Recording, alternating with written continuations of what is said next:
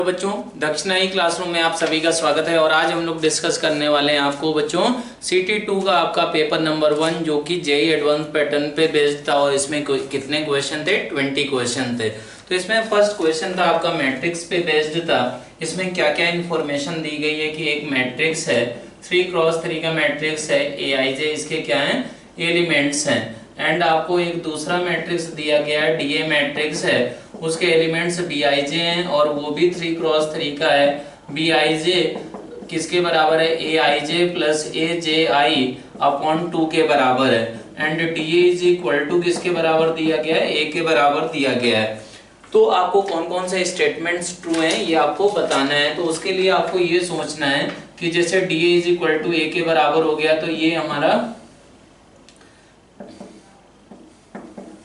ये अगर दिया गया तो A आपका क्या है? A है आपका Aij के बराबर है। और ये किसके बराबर है? Aij प्लस Aj अपॉन 2 के बराबर है। तो ये आपको मालूम है कि हर एक एलिमेंट में क्या होंगे 1/2। ये मतलब हाफ आया होगा तो हाफ को क्या कर सकते हैं आप इस तरफ ले जा सकते हैं। तो बेसिकली ये हमारा क्या बन जाएगा कि मैट्रिक्स 3x3 का मैट्रिक्स है, उसके एलिमेंट्स क्या है? Aij plus Aj is equal to हमारा 2 टाइम्स Aij। ये मैट्रिक्स आपका बन जाएगा। ये अगर बन गया तो इसका सिंपल सा मीनिंग हुआ कि इसके दो मैट्रिक्स को अलग अलग कर सकते हैं। अलग अलग करेंगे तो Aij plus Aj matrix is equal to हमारा क्या था? 2 टाइम्स Aij के बराबर हुआ। तो ये बेसिकली क्या निकल कर आ गया? Aj matrix is equal to Aij matrix. ये आ गया है। ये 3x3 के मैट्रिक्स हैं। तो बेसिकली मीनिंग क्या हुआ कि ये आपका क्या निकल कर आ गया कि ये A ट्रांसपोज के बराबर है। ये मैट्रिक्स A है तो A आपका कैसा हो गया? Symmetric matrix. तो इसमें ऑप्शन कौन कौन से हैं? सेकंड ऑप्शन करेक्ट हो जाएगा। A is a singular scalar matrix. कोई जरूरी नहीं कि स्केलर मैट्रिक्स होगा, इसके हमारे नॉन डायगोनल एलिमेंट्स भी हमारे नॉन जीरो हो सकते हैं। अब A में भी ये यूनिट मैट्रिक्स ऑब्वियसली बिल्कुल हो सकता है अगर नॉन डायगोनल एलिमेंट्स 0 हो जाएं और डायगोनल के एलिमेंट्स 1 हो जाएं। तो और A is equal to DA दिया गया है। तो A अगर हमारा क्या है? A हमारा A सिमेट्रिक मैट्रिक्स है तो फिर हमारा क्या होगा? DA भी सिमेट्रिक मैट्रिक्स होगा। तो इसका फोर्थ ऑप्शन भी करेक्ट हो जाएगा। अब ये सेकंड क्वेश्चन भी आपका सेम यही इंफॉर्मेशन इतनी दी गई है और DA is equal to A के बराबर बोला गया है। तो आपको क्या है कि A सिमेट्रिक मैट्रिक्स है तो वो देखने में कैसा होगा? A11 A22 A33 A12 A13 ये एलिमेंट्स क्या हो जाएंगे? कॉमन ही रहेंगे। तो A12 ये बराबर होना चाहिए बेसिकली 21 A23 A31 A32। तो बेसिकली क्या है? ये एलिमेंट बराबर होगा, ये एलिमेंट और ये एलिमेंट बराबर होंगे। तो आप ये बोल सकते हैं basically if A is symmetric means A is equal to A transpose है और इसके जो एलिमेंट्स हैं तो वो हमारे कहां से लिए जा रहे हैं? 0 1 2 3 इनमें से ही लिए जा रहे हैं। तो एक एलिमेंट को सिलेक्ट करने के 4 वेज होंगे। तो ये 3 एलिमेंट आपको सिलेक्ट करना है और ये 3 करना है। तो टोटल 6 हो गए।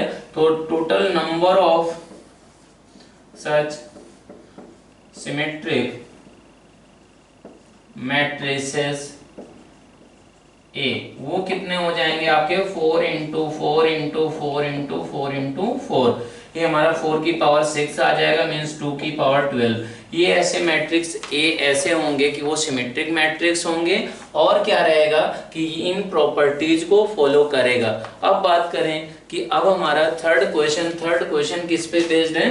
प्रोबेबिलिटी पे ही बेस्ड आपका थर्ड क्वेश्चन है।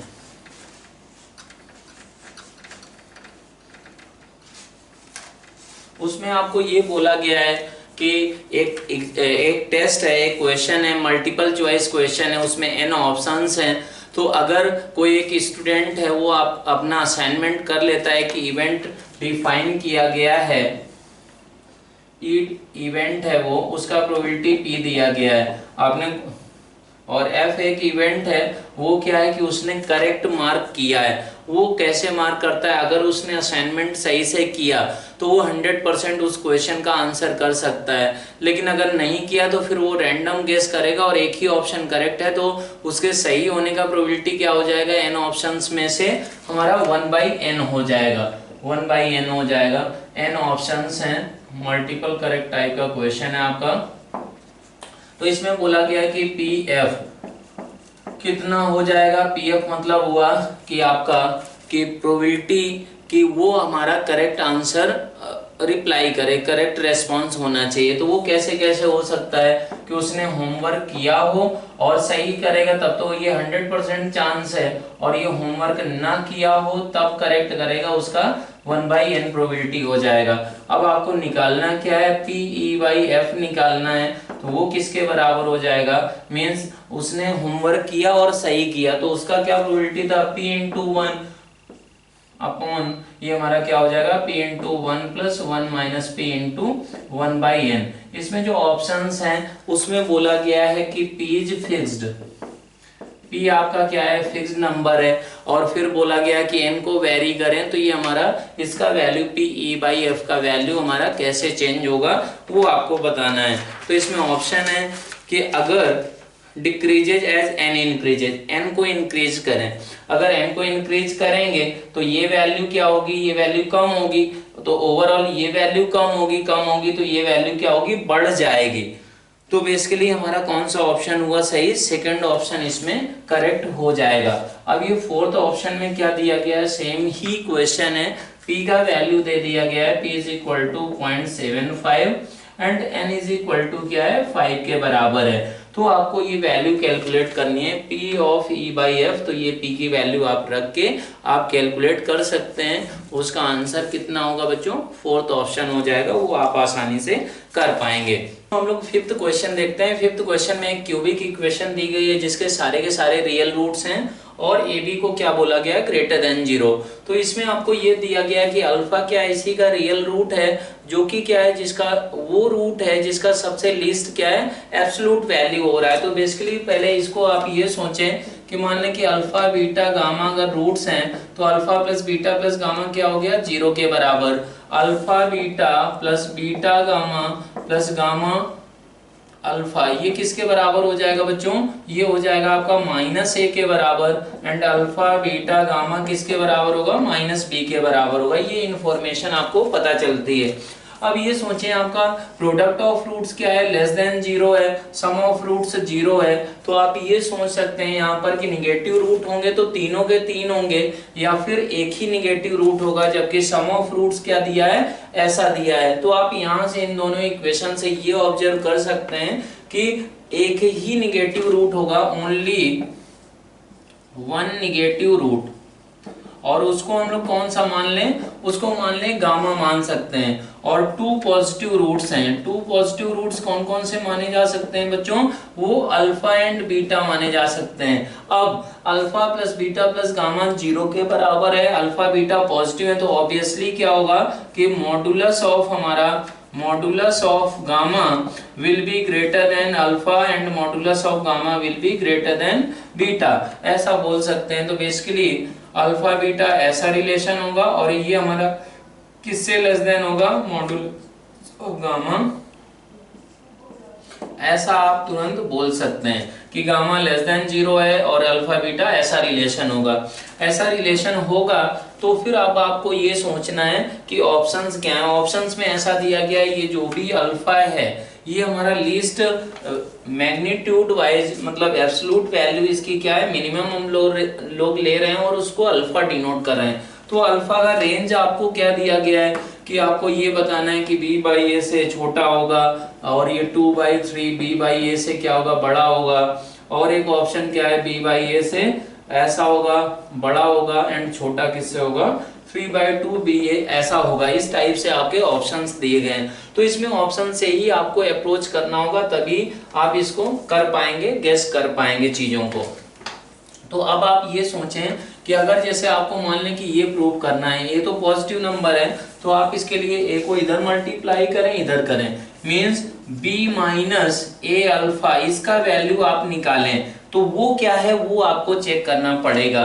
तो बी किसके बराबर था आपका, बी था आपका minus alpha beta gamma and minus alpha. A किसके बराबर था बच्चों, ए था माइनस टाइम, तो यहाँ पर क्या है माइनस ए डायरेक्टली ले लेते हैं माइनस ए का वैल्यू, तो वो किसके बराबर है alpha beta plus beta gamma plus gamma alpha, ऐसा है। तो ये क्या बनकर आएगा अल्फा बीटा गामा और अल्फा बीटा गामा ये कैंसिल आउट हो गया, तो ये बचेगा अल्फा कॉमन ले लें अल्फा स्क्वायर, तो beta plus gamma is equal to minus alpha, तो ये क्या आ गया बच्चों माइनस अल्फा क्यूब आ गया विच इज लेस देन 0 आ गया है। इसका मतलब क्या हुआ कि b minus A alpha will be less than 0 means b by A से क्या होगा ये बड़ा होगा, आप ऐसा तुरंत बोल सकते हैं। तो ये हमारा फर्स्ट ऑप्शन इसका रिजेक्ट हो जाएगा। अब हम लोग ये अगर प्रूव करना हो आपको तो वो कैसे अप्रोच करेंगे, तो ये बन गया 2a alpha less than 3b, मतलब क्या हुआ इसको इधर ले जाएं या फिर इसको इधर ले आएं उसको आपको सोचना पड़ेगा। तो ये क्या होगा 3b माइनस 2a अल्फा, इसकी वैल्यू निकालें, तो 3 टाइम्स b का वैल्यू हो गया minus alpha beta gamma and plus alpha 2 alpha, minus A का वैल्यू कितना था बच्चों, ये था alpha beta plus beta gamma plus gamma alpha, ये वैल्यू आपका था। तो अब इसमें आप क्या करेंगे माइनस 3 अल्फा बीटा गामा है, यहाँ पर 2 टाइम्स है तो ये बचा क्या माइनस अल्फा बीटा गामा, ठीक है, और प्लस क्या बचेगा आपका 2 टाइम्स अल्फा स्क्वायर, ऐसा बचेगा। ऐसा अगर बच गया तो आप यहां से कॉमन क्या ले सकते हैं बच्चों, कॉमन आप ले सकते हैं अल्फा कॉमन ले तो minus beta gamma plus 2 times alpha into beta plus gamma. Basically आपको ये बताना है कि ये पॉजिटिव नंबर है कि निगेटिव नंबर है, तो इसके लिए आप ये सोचें कि अल्फा हो गया ये माइनस बीटा गामा है प्लस 2 टाइम्स, ये बच्चों क्या होगा अल्फा का वैल्यू क्या था माइनस बीटा माइनस गामा, तो ये आप ऐसा इसको लिख सकते हैं। ऐसा अगर लिख दिया तो फिर क्या हो रहा है कि माइनस माइनस बाहर ले लिया गया, तो ये क्या आ गया माइनस अल्फा, ये आ गया आपका beta gamma plus beta plus gamma का होल स्क्वायर, ऐसा। तो ये क्या बनकर आएगा बच्चों, अगर इसको देखें ये 2b इसमें है तो ये minus alpha 2 times beta square plus 2 times gamma square plus 5 times beta gamma, ऐसा हो गया। दैट मीन्स माइनस अल्फा और इसके अगर फैक्टर्स करें तो 2 बीटा प्लस गामा और ये हमारा 2 बीटा प्लस 2 गामा, इसके ये फैक्टर होंगे, आप चेक कर सकते हैं, क्रॉस चेक कर सकते हैं। कैसे कि 2 यही आएंगे, ये अगर ऐसा फैक्टर हो गए तो फिर इनको माइनस अल्फा, ये आप इसको क्या लिख सकते हैं beta plus gamma is nothing but minus alpha, तो ये बन गया बीटा माइनस अल्फा, और ये क्या बनेगा बच्चों, ये बन जाएगा गामा माइनस अल्फा। तो अब आपको इसको क्या करना है कि सोचना पड़ेगा कि ये पॉजिटिव है कि निगेटिव है। ये निगेटिव हो गया नंबर, ये क्या है पॉजिटिव हो गया, ये क्या है ये आपका निगेटिव रहेगा, तो negative negative positive, that means ये ग्रेटर देन 0 आ गया।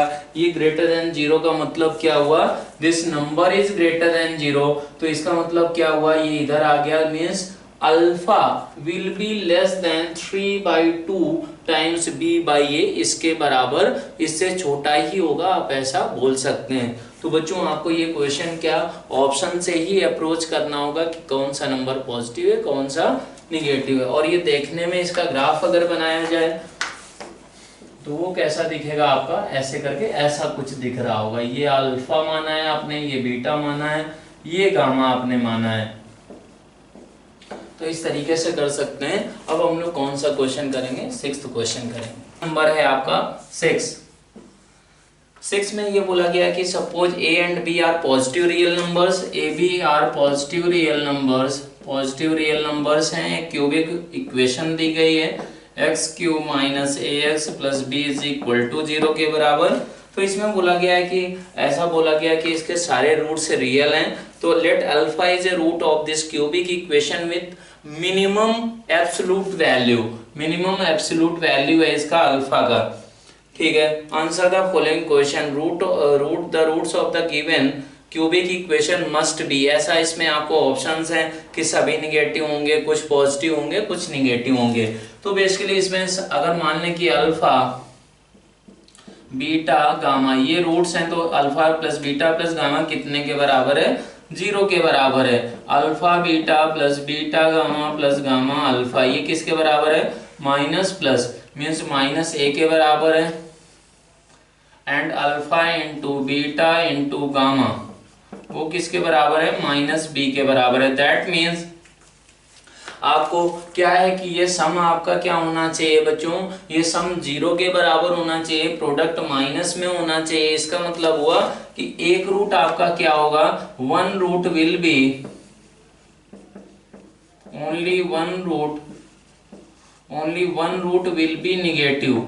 एक ही रूट आपका निगेटिव हो सकता है। अगर एक रूट निगेटिव होगा तो आप ये सोचें कि मान लें कि वो निगेटिव रूट हमारा कौन सा है? गामा इज लेस देन 0 माना जाए, तो फिर क्या होगा? अल्फा और बीटा पॉजिटिव होंगे, उनका सम क्या होना चाहिए? 0 के बराबर। तो फिर आप बोल सकते हैं कि हमारा gamma less than alpha less than और ये क्या हो जाएगा? बीटा। ऐसा हो जाएगा, ऐसा आप तुरंत बोल सकते हैं। ये दोनों बराबर भी हो सकते हैं। लेकिन अगर मैग्नीट्यूड वाइज बात करें तो ये हमारा क्या होगा कि बीटा भी लेस देन क्या रहेगा? गामा। ऐसा होना पड़ेगा, ऐसा आप तुरंत बोल सकते हैं। क्यों? क्योंकि इनका तीनों का सम क्या होना है? 0। एक ही निगेटिव नंबर है तो दोनों का जो सम है, जो दोनों पॉजिटिव रूट्स हैं उनको कैंसिल आउट कर रहा है, मींस मैग्नीट्यूड वाइज गामा बड़ा होगा। तो अब इसमें कौन सा ऑप्शन हो गया? ये आपका थर्ड ऑप्शन हो जाएगा। 2 पॉजिटिव एंड हमारा क्या होगा कि एक निगेटिव रूट रहेगा। 7th क्वेश्चन का बात करते हैं।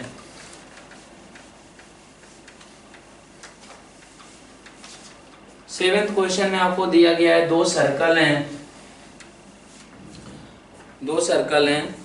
Two circles with centre C1 and C2 are drawn through the point ये to touch the axis of y। Basically आपको ये क्वेश्चन बहुत ही आसान है। इसमें ऐसा बोला गया है बच्चों कि ये हमारा A, 5A Q, ये P पॉइंट हुआ, ये Q पॉइंट है आपका 4A, A।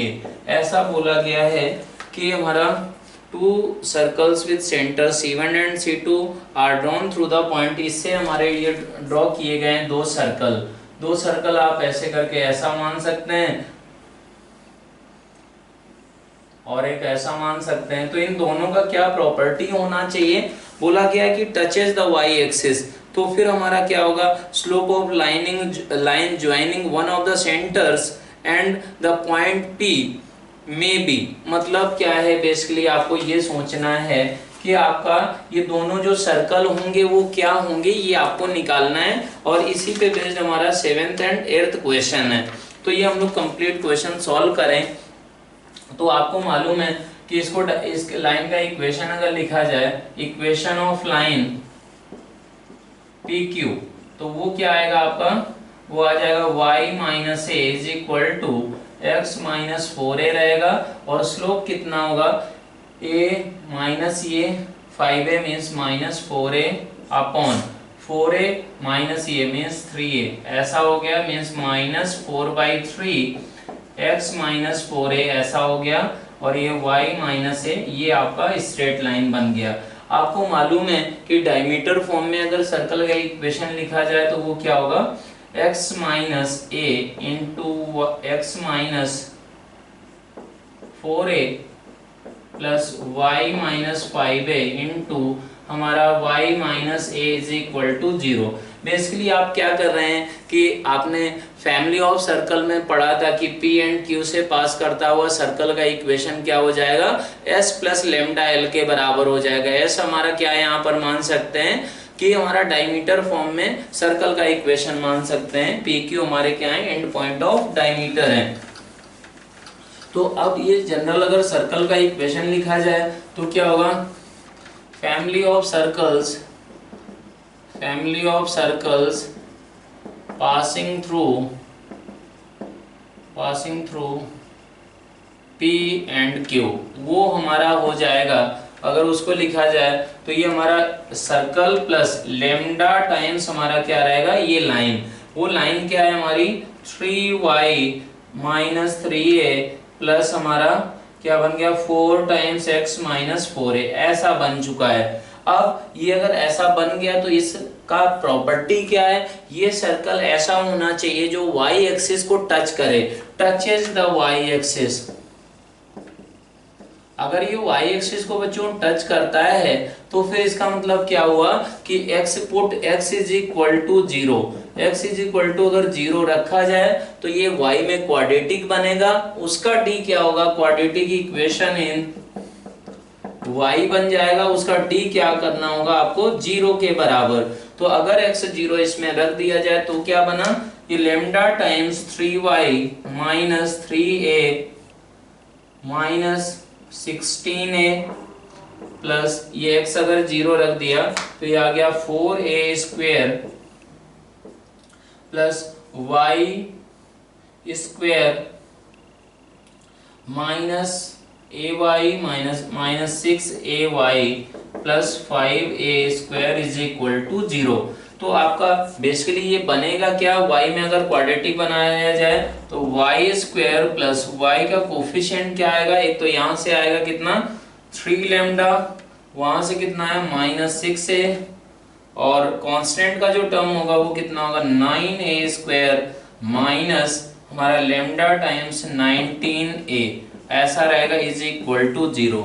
ये आपका क्वाड्रेटिक है, इसका क्या करना है d 0 के बराबर करना है, तो d इसका क्या होगा, d हो जाएगा बच्चों 3 लैम्डा माइनस 6a का होल स्क्वायर माइनस 4 टाइम्स आपका 9a square minus 19 lambda a is equal to 0। अब ये अगर ऐसा हो गया तो यहां से क्या होगा कि लैम्डा की दो वैल्यू आ जाएंगी।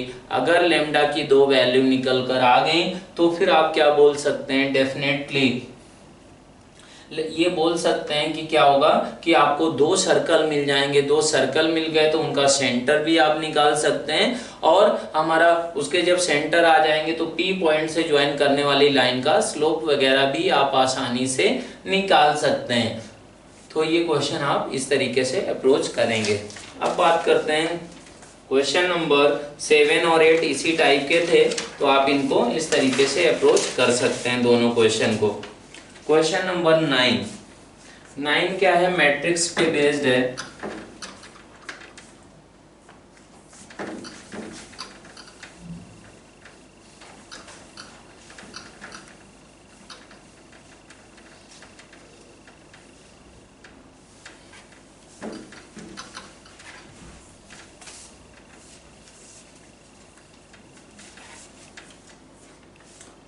नाइन्थ नंबर क्वेश्चन, नाइन्थ में क्या दिया गया है कि n क्रॉस n दो स्क्वायर मैट्रिक्स हैं और उनको a एंड b को इक्विवेलेंट कब बोला जाएगा, a and b are equivalent if there exists a non singular matrix, p is non singular matrix such that p inverse b into p is equal to a के बराबर होना चाहिए, ऐसा होना चाहिए। तो a and b are equivalent ऐसा बोला जाएगा, इक्विवेलेंट मैट्रिसेस बोला जाएगा। और P क्या है आपका, P नॉन सिंगुलर मैट्रिक्स है। तो इसमें ये बोला गया, अगर आपको ये बोला गया कि A and B are equivalent, ये इक्विवेलेंट बोला गया है आपको क्वेश्चन में, and B and C are equivalent,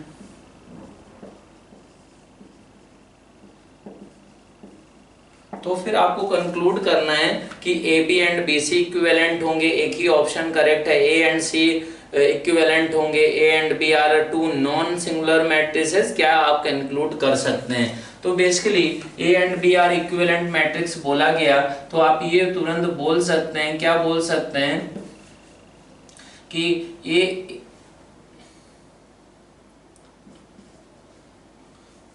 P inverse A P is equal to B के बराबर, एंड आप क्या बोल सकते हैं C matrix is equal to, हमारा एक दूसरा कोई मैट्रिक्स ले लिया जाए, मान लेते हैं क्यू मैट्रिक्स है तो क्यू इनवर्स क्यू, ऐसा आप ले सकते हैं। अगर आप ऐसा ले लें तो फिर आप क्या करेंगे कि बी का वैल्यू, अगर ये दोनों ए एंड बी इक्विवेलेंट मैट्रिक्स थे, बी एंड सी थे, तो ऐसा तो आप लिख ही सकते हैं। बी का ये वैल्यू आप यहाँ सब्स्टिट्यूट कर दें, तो यहाँ सब्स्टिट्यूट करेंगे तो क्या बन जाएगा, Q inverse P inverse A P into Q is equal to C के बराबर। ऐसा बन गया। ऐसा अगर बन गया है तो फिर आप क्या कर सकते हैं, इसको और इसको कंबाइन कर लें, इसको और इसको कंबाइन करेंगे तो ये क्या बन सकता है, P Q inverse into A into P Q. ऐसा आप इसको ट्रीट कर सकते हैं। आपको इनवर्स की प्रॉपर्टी मालूम है बच्चों कि A B inverse is equal to क्या होता है, B inverse into A inverse के बराबर होता है। इसको यूज कर लिया गया है डायरेक्टली यहाँ पर। तो अब ये क्या है, P and Q non singular matrix थे ही हमारे, तो इसको आप क्या कर सकते हैं, डी मैट्रिक्स मान लें। तो डी भी हमारा नॉन सिंगुलर मैट्रिक्स होगा, तो D inverse into A into D is equal to C बनकर आ गया। इसका मतलब क्या हुआ, A and C will also be equivalent matrices. तो कौन सा ऑप्शन करेक्ट हो जाएगा बच्चों, आपका सेकेंड ऑप्शन करेक्ट हो जाएगा। अब बात करते हैं कि इक्विवेलेंट मैट्रिक्स पे ही बेस्ड आपका 10th नंबर क्वेश्चन है। 10th नंबर क्वेश्चन में क्या बोला गया है कि यही सेम चीज है, बस ऐसा बोला गया है A and B are equivalent matrices, determinant of A is equal to det of adjoint of Q matrix ऐसा, and Q is equal to आपको दिया गया है, क्यू मैट्रिक्स है 1 1 0 -2 1 -1 1 2 3 ऐसा बोला गया है। तो आपको कमेंट करना है कि कैसे क्या चीजें हो रही होंगी। Basically A and B are equivalent matrices, तो ऐसा आप बोल सकते हैं, ऐसा हो रहा होगा। तो ये हमारा बन गया P inverse B into P is equal to A के बराबर। तो दोनों तरफ अगर डिटर्मिनेंट लिया जाए तो det of A is equal to क्या आएगा, डेट ऑफ बी हो जाएगा। क्यों, क्योंकि डेट ऑफ हमारा P क्या हो, मान लें लेमडा, तो डेट ऑफ P इनवर्स क्या होता है 1 बाई लेमडा, तो वो कैंसिल आउट होके डिटर्मिनेंट की दोनों की वैल्यू बराबर आएंगी। अब इसकी अगर ये फॉर्मूला आप अप्लाई करें, आपको मालूम ही होगा, तो डेट ऑफ Q की पावर ये क्या हो जाता है n-1 का होल स्क्वायर हो जाता है। ये साइज क्या है, इसका साइज आपको यहाँ पर 3x3 मैट्रिक्स दिया गया। Q आपका किस साइज का है बच्चों, 3x3 मैट्रिक्स है। तो फिर आप क्या बोल सकते हैं कि ये हमारा किसके बराबर हो गया, डिटर्मिनेंट ऑफ Q की पावर ये हमारा 4 रहेगा ऐसा।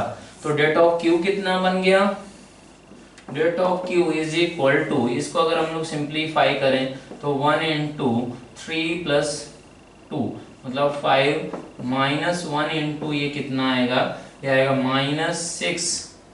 -6 प्लस 1 -6 ऐसा, और ये +1 ऐसा आ गया। इसका मतलब क्या हुआ, ये 10 के बराबर है। तो ये हमारा det of Q is equal to 10 आ गया। That means det of A is equal to हमारा 10 की पावर 4 हो गया है। तो det of A is equal to det of B भी था। A and B are equivalent matrix थे। तो आपका क्या हो गया, कौन सा ऑप्शन करेक्ट हो जाएगा, A तो ऑब्वियसली गलत हो गया, B ऑप्शन आपका करेक्ट होगा, बस बी ही ऑप्शन करेक्ट होगा। सिंगल ऑप्शन करेक्ट टाइप का ही ये क्वेश्चन था। अब बात करते हैं बच्चों क्वेश्चन नंबर 11 आपका लॉजिकल क्वेश्चन है।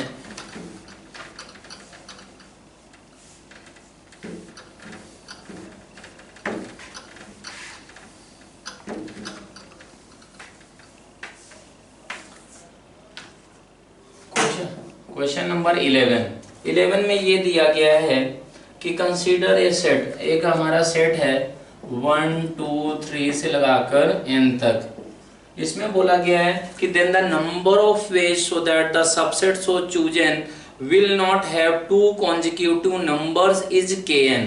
ऐसा बोला गया kn का मतलब ये हुआ कि नंबर ऑफ सबसेट्स इस सेट से बनाए गए। इस सेट को नाम बच्चों दे देते हैं, ए सेट नाम दे देते हैं। तो इसमें ये बोला गया है कि kn क्या है, नंबर ऑफ हमारा ways to select a subset from this set A such that no two consecutive numbers are present in the subset। तो मतलब क्या हुआ बच्चों कि जैसे इसको ऐसे आप रिलेट कर सकते हैं कि आपको ये सेट कैसा दिख सकता है। मान लें कि n का वैल्यू अगर जैसे 20 हुआ, अगर ये n इज इक्वल टू 20 हुआ तो कौन सा इसमें kn में कौन सा सेट काउंट होगा आपका, जैसे 1 3 5 ये एक सेट काउंट हो जाएगा इसमें। ऐसे ही कौन सा होगा 1 3 काउंट हो जाएगा। तो इसको आपको लॉजिकली अप्रोच करना होगा। कैसे लॉजिकली आप अप्रोच करेंगे? केस 1 ऐसे सोचें, केस 1 कि मतलब kn नंबर ऑफ फेज था तो kn इज इक्वल टू, ऐसे सोचें कि अगर क्या हुआ कि if n is selected in the selected subset, अगर क्या हुआ कि n सेलेक्ट हो गया उस सबसेट में तो ऑब्वियसली कौन सा नंबर नहीं आया होगा, n-1 नहीं आया होगा। तो बच्चों वो किसके इक्विवेलेंट हो जाएगा? तो n आपका सिलेक्ट हो गया, n अगर सिलेक्ट हो गया तो n-1 एलिमेंट नहीं आया होगा। बाकी जो बचे हुए n-2 एलिमेंट्स हैं उनमें से ही वो हमारे जितने सबसेट्स बनाए जा सकते होंगे जिसमें दो कॉन्जिक्यूटिव नंबर्स नहीं आना चाहिए, तो उनका नंबर ऑफ वेज कितना होगा के n-2 के इक्विवेलेंट होगा। या फिर क्या हो सकता है कि आपका if n is not selected, अगर क्या हुआ कि n सिलेक्ट नहीं हुआ कि तो n सिलेक्ट हो सकता है, जो हमारा लास्ट एलिमेंट है इसमें वो सिलेक्ट हो सकता है या नहीं हो सकता है। अगर सिलेक्ट हुआ तो फिर n-1 वाला नहीं आएगा तो वो kn-2 के इक्विवेलेंट हो गया। ऐसे ही अगर n नहीं सिलेक्ट हुआ तो फिर क्या करना है कि 1 to n-1 तक एलिमेंट्स हैं उनमें से इस तरीके से सबसेट बनाना है कि दो कॉन्जिक्यूटिव इंटीजर्स नंबर्स नहीं आना चाहिए। तो वो किसके इक्विवेलेंट हो गया बच्चों? वो kn- हमारा 1 के इक्विवेलेंट हो गया। तो ये आपका रिकर्सिव रिलेशन आ गया है कि kn is equal to kn-2 plus kn-1। अब इसमें अगर बात करें तो आपको K2 की वैल्यू ऑब्वियसली पता होगी, K3 की वैल्यू भी आपको पता होगी। आप तुरंत क्या कर सकते हैं, इसको निकाल सकते हैं। तो इसके अकॉर्डिंग आप क्या करेंगे, आंसर मैच करा लेंगे। तो आप ऑप्शंस क्या क्या हैं वो आपको सोचना रहेगा। जैसे अगर बात करें K1 तो K1 क्या क्या होगा बच्चों? K1 में एक ही एलिमेंट है, मतलब 1 ही एलिमेंट है। तो सबसेट बनाना है तो एक 5 सबसेट हम लोग सबका काउंट करते हैं एंड दूसरा क्या हो जाएगा 1 हो जाएगा। तो आपको K1 की वैल्यू मालूम है। K2 की वैल्यू का अगर बात करें तो वो कौन कौन सा, मान लो कि K2 कैसे बन रहा है, सेट था आपका 1 2 इनमें से बन रहा है। तो K2 में कौन कौन से सबसेट काउंट होंगे? 5 तो काउंट होगा, 1 काउंट होगा एंड 2 काउंट होगा। तो ये 3 निकल कर आ गए। तो अब K1 K2 अगर आ गया तो K3 क्या है? K3 is equal to K2 plus K1 के बराबर है। दैट मीन्स हमारा K3 कितना हो गया? ये हो जाएगा 3 प्लस 2, 3 प्लस 2 मतलब 5 के बराबर। तो K3 5 के बराबर है। इसमें क्या दिया गया? K3 नहीं दिया गया, कोई बात नहीं। K4 अगर निकालें तो वो किसके बराबर होगा? K3 प्लस हमारा K2। तो बच्चों K3 किसके बराबर है? 5 के बराबर। K2 किसके बराबर था आपका? 3 के बराबर। तो ये हमारा किसके बराबर हो गया? 8 के बराबर। तो K4 is equal to 8। K4 यहाँ पर 7 दिया गया मतलब गलत होगा। अब K5 भी आप निकाल सकते हैं। K5 क्या होगा? 8 प्लस 5 मतलब 13 होगा। तो 13 दिया गया मीन्स आपका इसमें कौन कौन सा ऑप्शन करेक्ट है? First, second, third. ये मल्टीपल करेक्ट टाइप का आपका क्वेश्चन था। अब बात करते हैं बच्चों क्वेश्चन नंबर 12। ये किस पे बेस्ड है? कोऑर्डिनेट ज्योमेट्री पे। बेसिकली बहुत ही आसान क्वेश्चन है।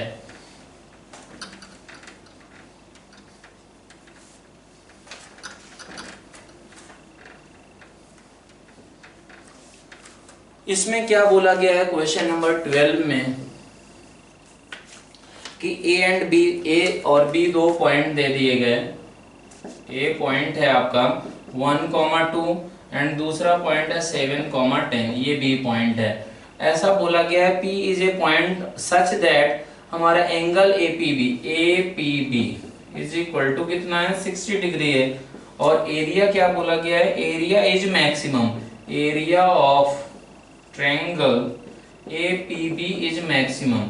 ओके, अगर ये 60 डिग्री है P इस तरीके से, तो बच्चों आपको मालूम है कि ये हमारा अगर 60 डिग्री है तो फिर ये पॉइंट P मूविंग पॉइंट अगर माना जाए तो वो कहां पर लाई करेगा, वो सर्कल के आर्क में लाई करेगा, इधर लाई कर सकता है या फिर इधर लाई कर सकता है। ये बात आपको क्लियरली समझ में आती है कि अगर दो फिक्स्ड पॉइंट है, P एक मूविंग पॉइंट है such that this angle is constant, that is मतलब यहाँ पर क्या दिया गया है 60 डिग्री, अगर 45 हो, 60 हो, 75 हो तो वो सर्कल का पार्ट होता है, आर्क होता है। तो बेसिकली बच्चों ये P पॉइंट है, यहाँ पर भी ऐसे हो सकता है, तब भी ये 60 डिग्री होगा, यहाँ पर भी हो सकता है। अब ये बोला गया है कि the point P is such that the area of triangle APB is maximum। Maximum का मतलब क्या हुआ बच्चों कि ये मैक्सिमम हाइट होना चाहिए, बेस आपका फिक्स हो गया। तो मैक्सिमम हाइट कब होगा कि जब ये क्या होगा, परपेंडिकुलर बाइसेक्टर होगा बच्चों। तो आप तुरंत बोल सकते हैं कि क्या हुआ, इसमें ऑप्शंस कौन कौन से करेक्ट होंगे। फर्स्ट ऑप्शन है P lies on any line perpendicular to AB, that is incorrect option. And second option is P lies on the right bisector of AB। तो ऑब्वियसली ये जो परपेंडिकुलर बाइसेक्टर होगा AB segment का, उसी में lie करेगा for maximum area. And P lies on the line, ये तो P lies on the line का मतलब ये हुआ कि आपको ये लाइन का इक्वेशन आप निकाल सकते हैं कि ये इसमें लाई करेगा, इसी लाइन का इक्वेशन ही यहाँ पर जरूर दिया गया होगा। अब रेडियस ऑफ सर्कम सर्कल भी आप निकाल पाएंगे कि कैसे, कि ये हमारा लेंथ आपको मालूम है, ये 30 डिग्री हो जाएगा अगर ये परपेंडिकुलर हो गया, ये लेंथ भी मालूम है। तो आप तुरंत क्या करेंगे कि जो भी इसका सरकम सर्कल होगा उसका रेडियस वगैरह भी आप आसानी से बच्चों निकाल पाएंगे, वो भी आप अपने आप निकाल सकते हैं। अब बात करते हैं क्वेश्चन नंबर 13। सरकम रेडियस तो आप निकाल ही सकते हैं ना यार, कैसे निकलेगा। देखो ये 30 डिग्री हो गया, ये सेंटर मान लिया जाए तो ये भी हमारा क्या होगा, ऐसा सेंटर होगा कुछ यहाँ पर, ये 30 डिग्री है, ये आपको लेंथ ऑब्वियसली पता चल जाएगा। कैसे पता चल जाएगा बच्चों, ये 30 डिग्री है, ये लेंथ मालूम है, तो ये आपको लेंथ पता चल गया, और ये आपका 30 डिग्री होगा, ये भी 30 डिग्री होगा, तो ऑब्वियसली ये लेंथ आप निकाल सकते हैं ज्योमेट्री की हेल्प से, ट्रायंगल की हेल्प से। अब बात करते हैं क्वेश्चन नंबर आपका 13।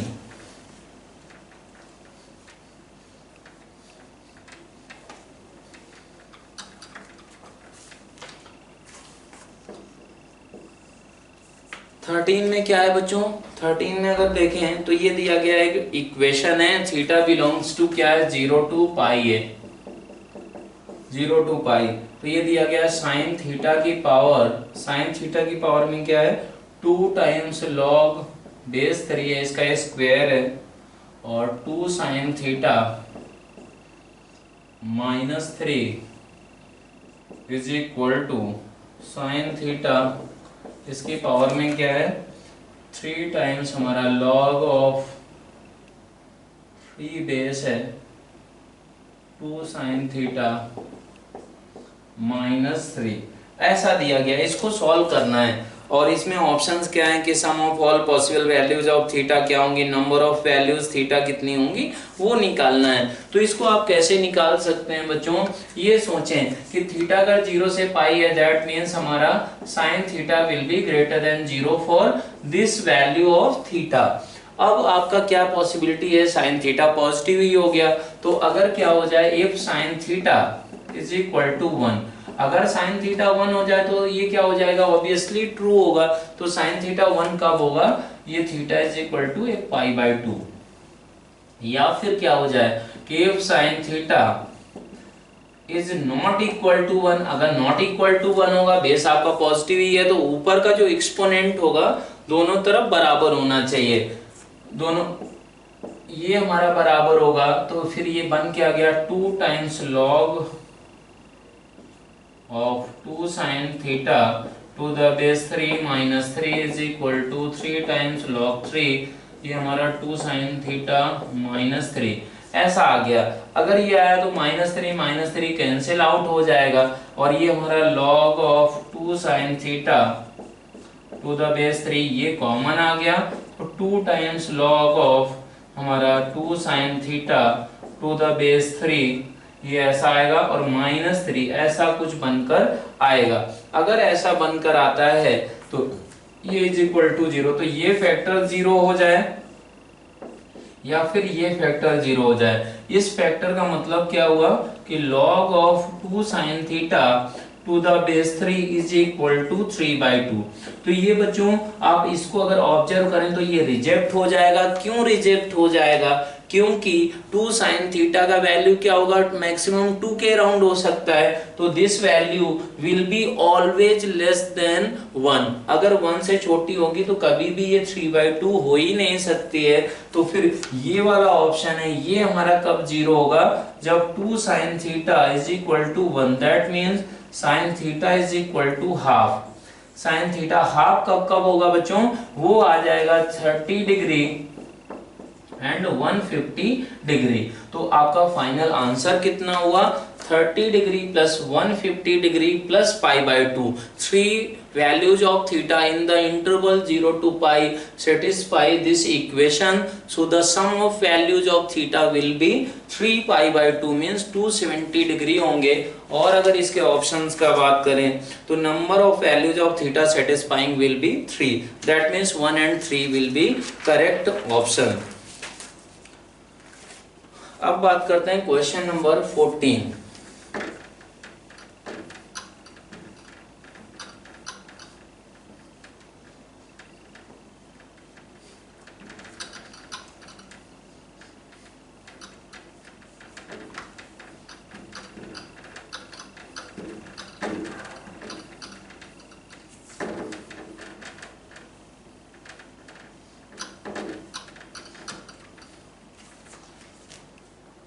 अगर 14 का बात करें तो 14 में क्या दिया गया है, 5 players of equal strength play 1 game with each other. 14 number question में पीए क्या दिया गया, P A is equal to probability that at least 1 player wins all the matches ही और they play.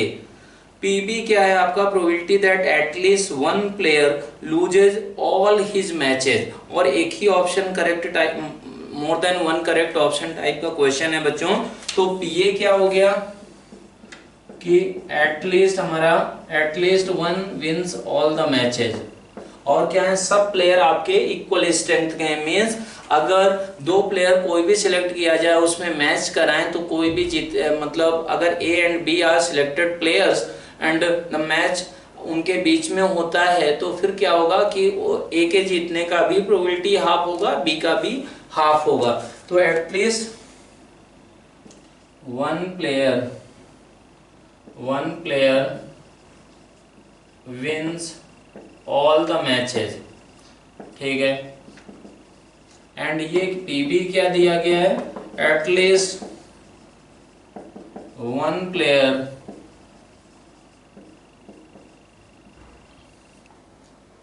Loses all the matches, ऐसा बोला गया है। तो बच्चों आपको ऑप्शंस क्या है, कैलकुलेट करना, क्या करना है, पीए आपको निकालना है, क्या होगा पीबी निकालना है, एंड और क्या निकालना है, पीए इंटरसेक्शन बी निकालना है, एंड पीए यूनियन बी निकालना है। तो इनको कैसे निकालेंगे वो सोचना है। पीए का मतलब है एक प्लेयर कोई भी आप सिलेक्ट कर लें 5 में से, तो 5C1 हो गया।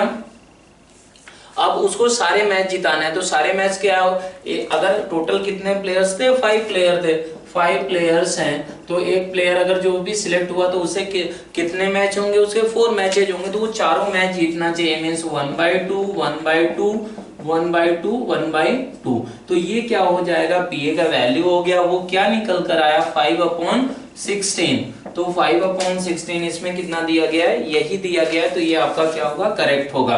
पीबी का मतलब एक प्लेयर को सिलेक्ट किया और उसको सारे मैच हरा दिया। मीन्स 1/2 1/2 1/2 1/2 ऐसा हो गया। अब P A intersection B, P A intersection B का मतलब हुआ कि एक प्लेयर सारे मैच जीतना चाहिए, एक प्लेयर सारे मैच हारना चाहिए। दैट मीन्स आपने क्या किया, 5C2 दो प्लेयर्स को सिलेक्ट कर लिया, कोई भी उनमें से क्या है कि एक को हरा सकते हैं सारे मैच, एक को जिता सकते हैं। दैट मीन्स क्या हुआ कि टू वेज है हमारे पास, ये टू फैक्टर किस लिए आया कि 5C2 का मतलब हुआ दो प्लेयर को सिलेक्ट किया। अब उसमें से कौन सा जीत रहा है सारे मैच, कौन सा आ रहा है, वो दो तरीके से डिसाइड कर सकते हैं।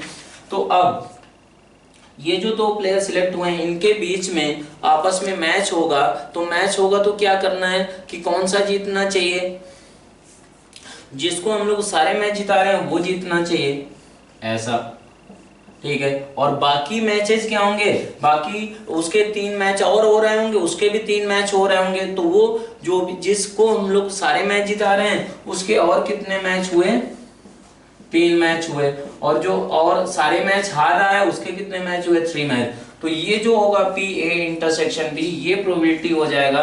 That means 5C2 is equal to 10 20, तो 20 अपॉन ये कितना बन गया, 20 अपॉन 2 की पावर 7 मीन्स आपका आ गया 5 अपॉन 2 की पावर 5, 2 की पावर 5 मीन्स 32, तो 5 upon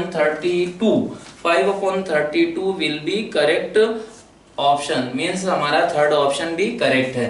P A union B का मतलब हुआ P A plus P B minus P A intersection B, ऐसा हो गया। तो अब ये वैल्यू भी आप क्या कर सकते हैं बच्चों, कैलकुलेट कर सकते हैं, आसानी से निकाल सकते हैं। अब बात करते हैं बच्चों क्वेश्चन नंबर 15, इसमें ऑप्शंस परमुटेशन एंड कॉम्बिनेशन से रिलेटेड हैं और उनमें कौन सा करेक्ट है कौन सा इनकरेक्ट है ये आपको बताना है।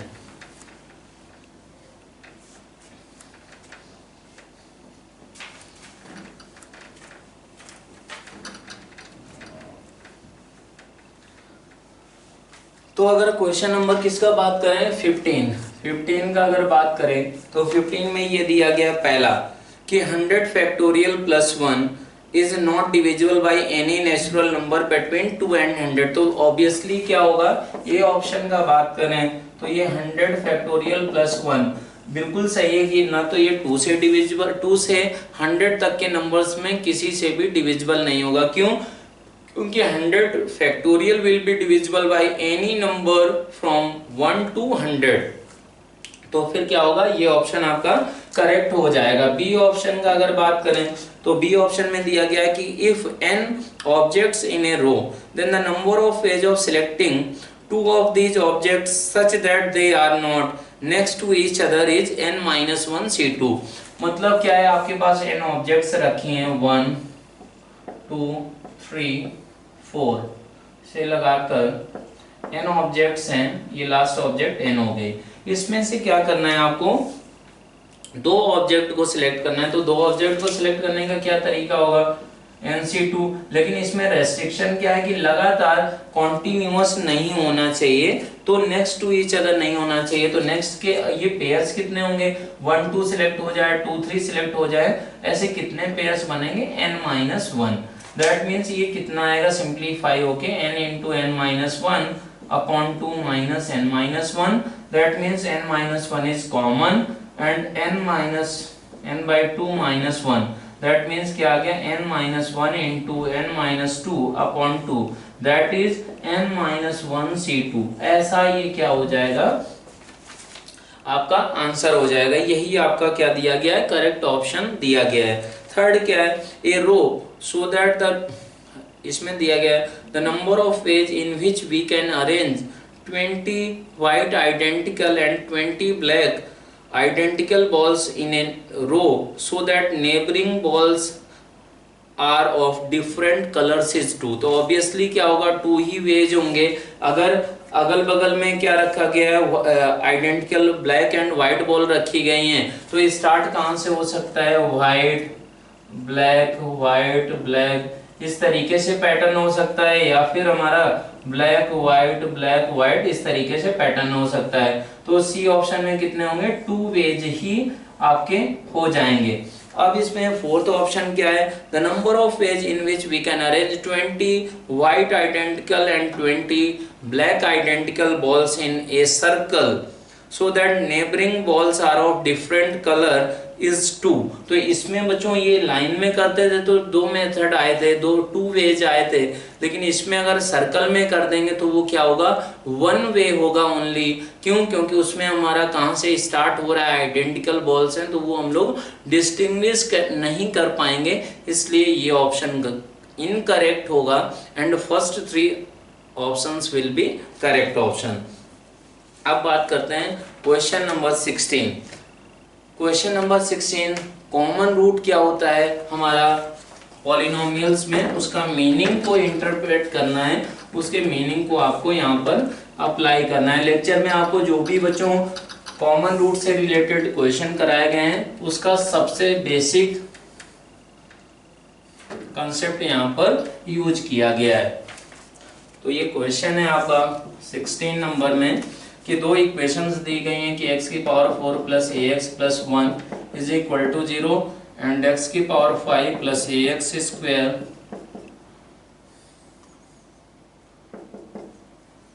Plus 1 is equal to 0 have a common root. अगर इनका कॉमन रूट है तो फिर आपको कॉमन रूट क्या है वो निकालना है और a की वैल्यू क्या है वो निकालना है। तो कैसे आप सोचेंगे, आपको पहले कॉमन रूट निकालने के लिए इस इक्वेशन में x से मल्टीप्लाई करते हैं ताकि आपको दोनों देखो x इसको भी सेटिस्फाई करेगा इसको भी करेगा, तो x से मल्टीप्लाई कर दिया गया इसमें, तो x की power 5 ax square is equal to x ऐसा हो गया। अब इस इक्वेशन को एंड इस इक्वेशन को क्या करें, आप इक्वेशन 2 माइनस 3 कर दें तो क्या होगा, ये कैंसिल आउट, ये कैंसिल आउट, तो 1 is equal to minus x. That means हमारा अगर इसका कोई कॉमन रूट होना है तो कौन सा होगा, x is equal to minus 1 होगा। x इज इक्वल टू अगर minus 1 is a common root, is only common root possible, ये हमारा एक ही कॉमन रूट पॉसिबल है। तब कब पॉसिबल होगा, जब a का कोई वैल्यू आना चाहिए, means x is equal to minus 1 यहाँ पर रख दें, put x is equal to minus 1, तो माइनस 1 रखेंगे तो 1 minus a is equal to a, ऐसा means a is equal to 0 आ गया। तो a इज इक्वल टू 0 होगा, then only x is equal to minus 1 will be common root of 2 given polynomials. अब बात करते हैं क्वेश्चन नंबर 17। क्वेश्चन नंबर 17 क्या है आपका, 17 है इफ, ये स्ट्रेट लाइन का है, फैमिली ऑफ लाइंस का क्या मीनिंग होता है, ये स्ट्रेट लाइन का नहीं सर्कल का है। बहुत ही आसान क्वेश्चन है, ऐसे क्वेश्चन आपको लेक्चर में करवाए गए हैं और एक प्रैक्टिस शीट में भी आपका ये क्वेश्चन था।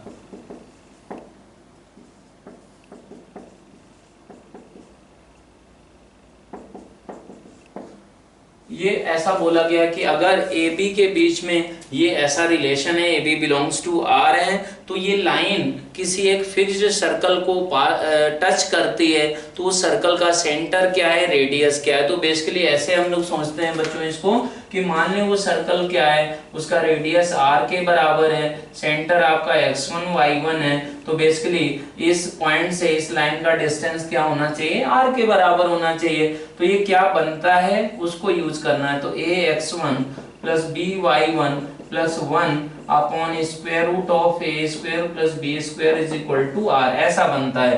That means ax1 plus by1 plus 1 का whole square is equal to r square a square plus b square, ऐसा बनता है।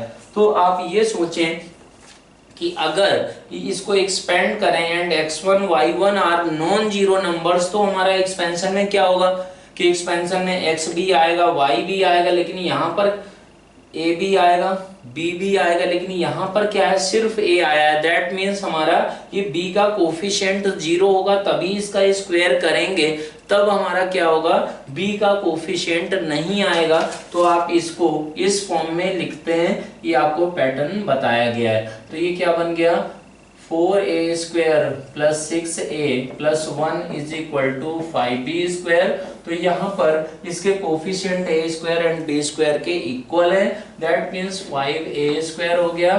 तो यहाँ पर भी 5a² कर दिया गया, तो ये बन गया आपका 9a², मतलब 3a प्लस 1 का whole square is equal to हमारा 5 और ये b² प्लस a²। तो कंपैरिजन कर दिया जाए इसका और इसका, तो ये क्या निकल कर आएगा, r is equal to √5 and centre के कोऑर्डिनेट्स क्या क्या निकल कर आएंगे बच्चों, ये 0 हो जाएगा और ये 3 हो जाएगा। मीन्स जिस सर्कल को दिस स्ट्रेट लाइन टच करती थी तो उसका सेंटर क्या हो गया, 3,0 एंड रेडियस क्या हो जाएगा, √5 के बराबर होगा। तो ऐसे आप इस क्वेश्चन को अप्रोच कर सकते हैं। अब बात करते हैं बच्चों क्वेश्चन नंबर 18।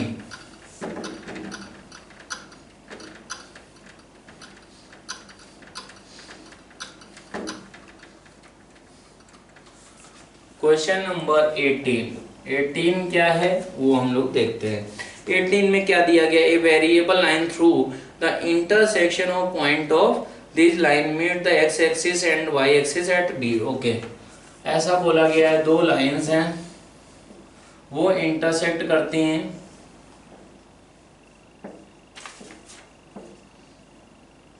इस पॉइंट पे। तो इस पॉइंट से पास करने वाला कोई भी लाइन ड्रॉ किया तो वो एक्स एक्सिस को कहां पर कट करता है, ए पॉइंट पे, ये कहां करता है, बी पॉइंट पे, ऐसा बोला गया है।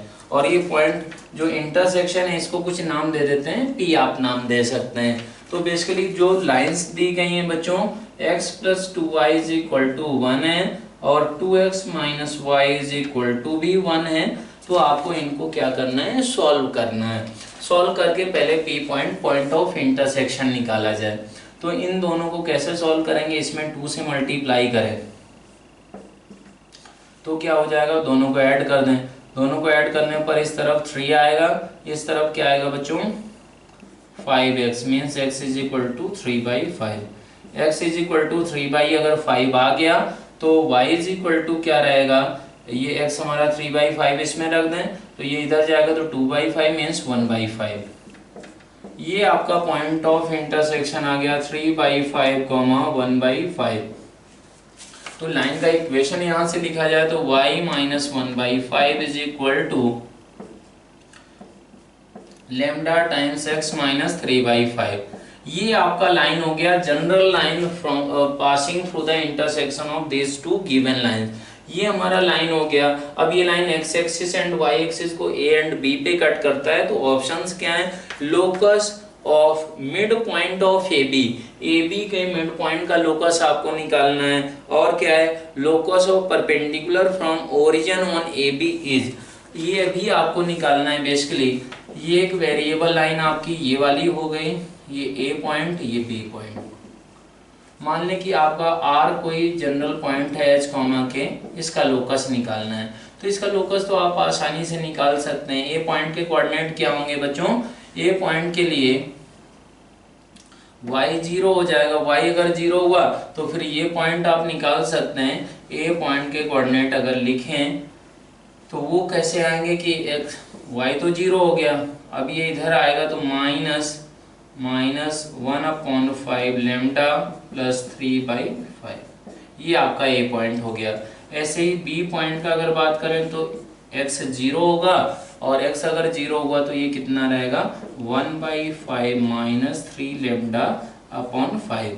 अब क्या करेंगे, इसका अगर लोकस निकालना है तो लोकस मिड पॉइंट का लैम्डा को बेसिकली क्या करना है, आपको एलिमिनेट करना होगा। एलिमिनेट आप यहाँ से आसानी से कर सकते हैं। h = किसके बराबर होगा बच्चों, ऐसा हो जाएगा -1/5 लैम्डा + 3/5। और यहाँ पर k = क्या होगा, k = दिस वैल्यू अपॉन 2 हो जाएगा, मीन्स 1/5 - 3 λ/5 ऐसा रहेगा।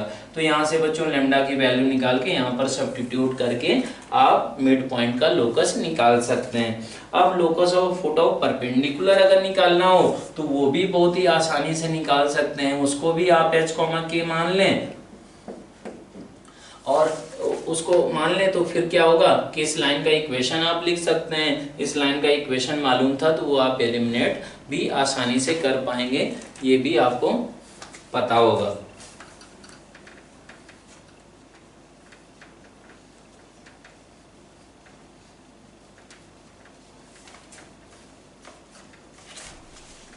इसको हम लोग कंप्लीट सॉल्व ही कर लेते हैं कि हमारा फुट ऑफ परपेंडिकुलर का लोकस कैसे आएगा। ये तो आसान था।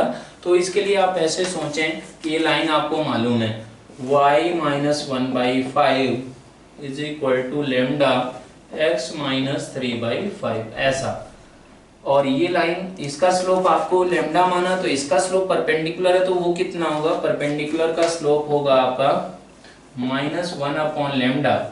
और वो कहां से पास कर रहा है, वो पास कर रहा है x माइनस h और ये y माइनस k, यहाँ से ऐसे पास कर रहा है।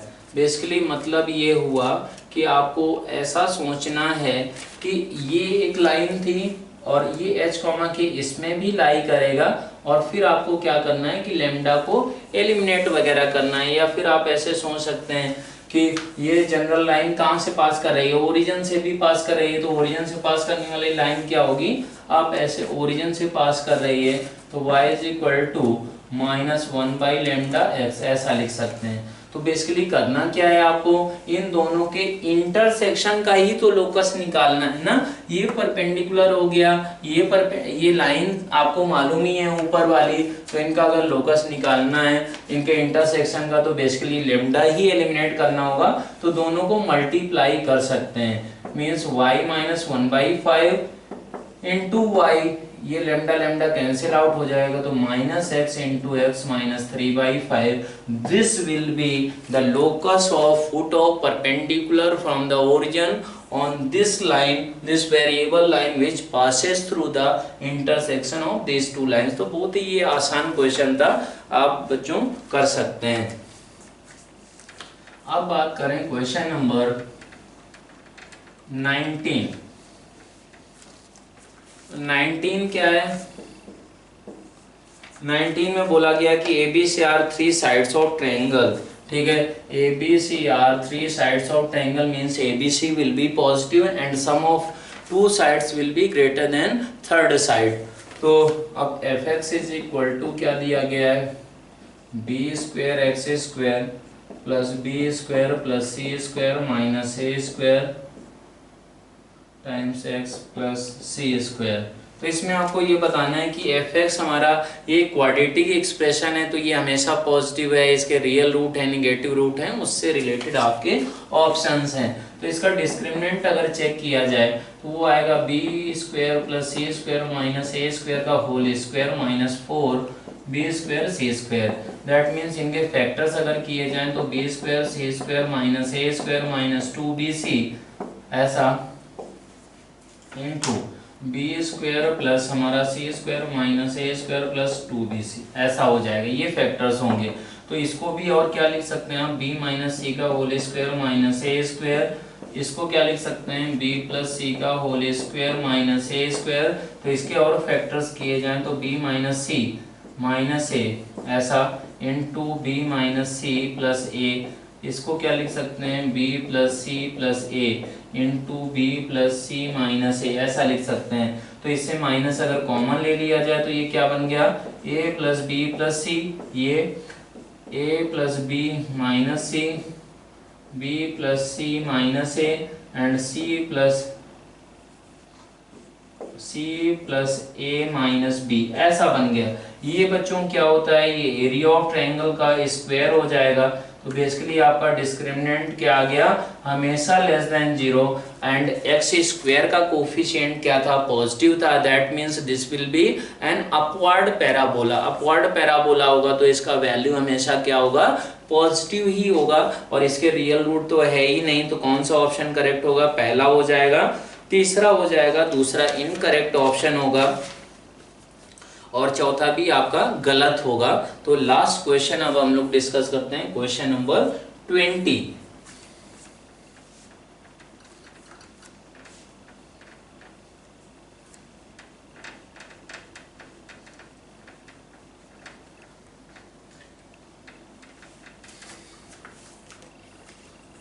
लास्ट क्वेश्चन आपका 20 है कि इफ एक इक्वेशन दी गई है, आसानी इक्वेशन है, देखने में डरावनी है लेकिन है बहुत ही आसान।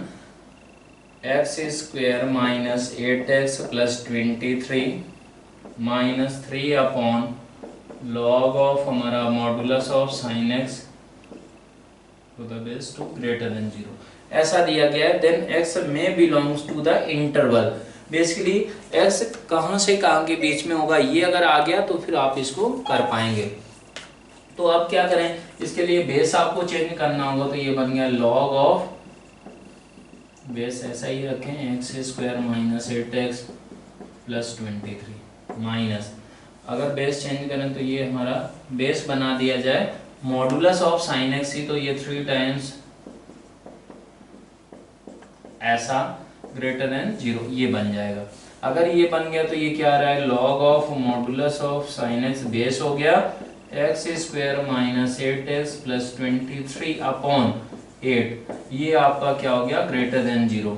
बेसिकली बात ये है कि ये हमारा बेस क्या होगा, modulus of sine x is not equal to हमारा 1 होना चाहिए, 1 के बराबर भी नहीं होना चाहिए एंड 0 के बराबर भी नहीं होना चाहिए। ये आपको नेसेसरी कंडीशन है डिफाइंड होने के लिए। तो अब लेकिन मॉडुलस ऑफ साइन एक्स होगा कहाँ से कहाँ के बीच में, 0 से 1 के बीच में, 0 से 1 के बीच में होगा। तो अगर हमारा लॉग का ग्राफ है, बेस हमारा 1 से छोटा है तो इस तरीके से दिखता है, इस तरीके से दिखता है। तो ये पॉजिटिव कब होगा बच्चों, जब x square minus 8x plus 23 upon 8 should lie in the interval, interval कौन सा आपका हमारा 0 से 1 होना चाहिए। तो ये बेसिकली क्या बन गया, x square minus 8x plus 23 should be less then 8, ऐसा ये बन गया। तो अब इसको अगर आप सॉल्व करें तो सॉल्व आसानी से कर सकते हैं।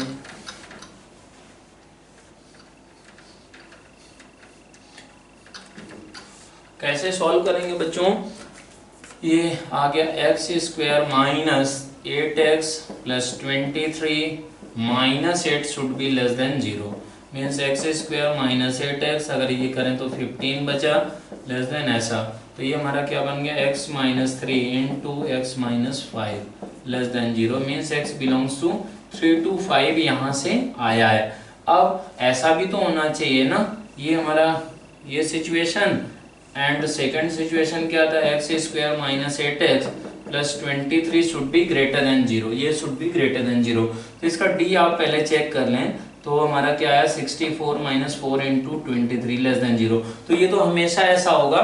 तो x आपका किस इंटरवल में आ गया, 3 to 5 इंटरवल में ही होना चाहिए and sine x, modulus of sine x should be not equal to 1 और 0, ये भी नहीं होना चाहिए। तो कौन सा ऑप्शन करेक्ट हो जाएगा आपका, ये हो जाएगा इफ देन x में बिलोंग्स टू इंटरवल। ये p की जगह आपका क्या होगा, पाई है, ठीक है, 3 to पाई बिल्कुल ऑब्वियस सी बात है कि ये सही होगा हमारा, और पाई से 3π/2 ये भी करेक्ट होगा, और ये 3π/2 से 5 तक, तो मतलब क्या हुआ आपका 2 3 4 विल बी करेक्ट ऑप्शन। तो ये आपका डिस्कशन हो गया। ये आसान ही बच्चों, इसमें क्वेश्चन जब भी आपको पेपर मिलता है तो आधे क्वेश्चन एटलीस्ट क्या होते हैं, आसान होते हैं, जो क्लास में आपको अच्छे से बताए जाते हैं। तो आप अच्छे से पढ़ाई करते रहे। Bye bye, thank you.